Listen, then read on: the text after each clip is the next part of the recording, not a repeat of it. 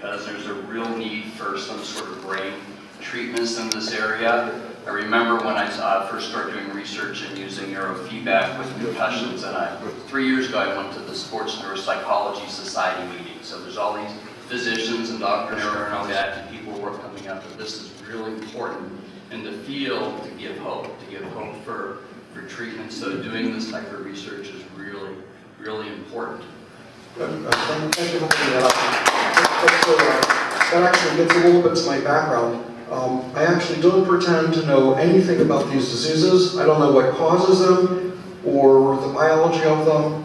I skipped right to treatment because to me it's more important to treat without truly understanding the cause than to understand the cause and not have a treatment. Right, and I think what we found with the neurofeedback when we looked at the QEEG and the patterns, now we can see different injuries and areas, and we can fine-tune it to different locations and different areas. So we'll see similar things like memory improvement and depression and attention and concentration, and then see that they're lasting. So that's something else when you get into. That's what I was going to ask you, is that have they followed any of the initial 10 people to see how long the results have maintained? They haven't published that. They follow them, but those results are not published, and they claim it's what appears to be a permanent or semi-permanent cure. And I actually believe, based on the biology, once you get that ATP going, you get the neurons and the glials, the good vibe cells, to repair themselves. Our neurons, our brain cells, are different, as you know, in that we keep them for life, for the most part. So once you get them into a good vibe, into a good, feeling good, they can repair themselves.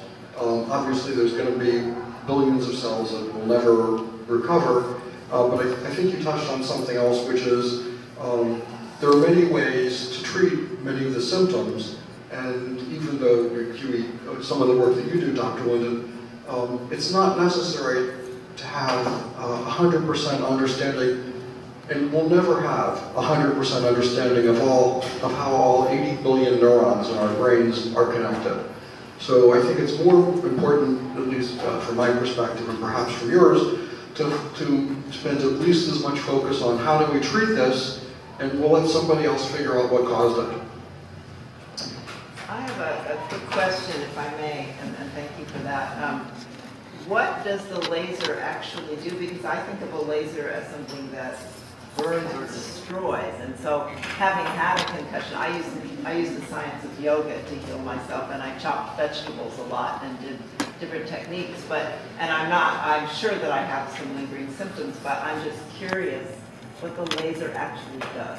Sure. So lasers come in different. If it's a surgical laser or a pinpoint laser, it focuses a lot of energy and will zap or burn. If you've had skin lesions taken off, or wrinkles removed, or fat, or anything else, depending on what stage of life you are, that's all using a laser that zaps or burns.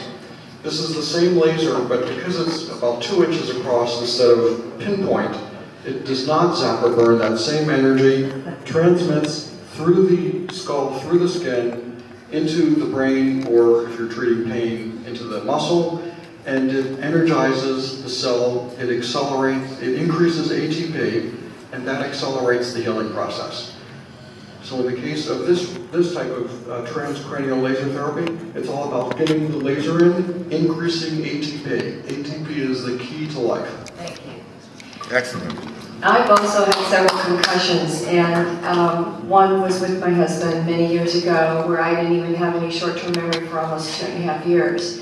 A friend of mine called me up one day and said, "You need to talk to Pat Dane and Dr. Harold Kraft, because they are doing something that nobody else is doing." And because I was on the board for Concussion Legacy Foundation and understanding, and we're having quarterly phone calls and continued education about all of this, this just intrigued me too, because I have headaches, I'm light sensitive. Would it be nice to let some of this pain in my lower neck get away, and my lower back? So after speaking with Pat Dane, who also is going to talk about his son's recovery in the military, I was fascinated and talked to Reggie about having Dr. Kraft come, because this is the type of new technology that we are in the early stages of, and why it's so necessary to be able to get these clinical trials done so that we can see the end results. And to me, if this works the way that they say it works, and even knowing not just professional athletes, but other people who have had TBIs and caretakers and things that, you know, we could really expand on this and train the trainer and make this something that could go all over the country in the end, that could actually help people. And so I'm very excited about it as well. See similar things like memory improvement and depression and attention and concentration, and then see that they're lasting. So that's something else when you get into this. What I was going to ask you is that have they followed any of the initial 10 people to see how long the results have maintained? They haven't published that. They follow them, but those results are not published, and they claim it's what appears to be a permanent or semi-permanent cure. And I actually believe, based on the biology, once you get that ATP going, you get the neurons and the glials, the good vibe cells, to repair themselves. Our neurons, our brain cells, are different, as you know, in that we keep them for life, for the most part. So once you get them into a good vibe, into a good, feeling good, they can repair themselves.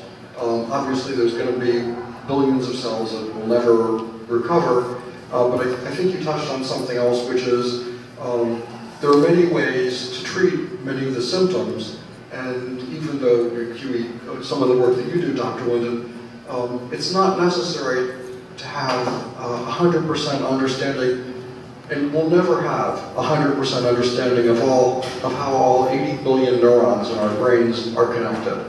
So I think it's more important, at least from my perspective and perhaps from yours, to spend at least as much focus on how do we treat this, and we'll let somebody else figure out what caused it.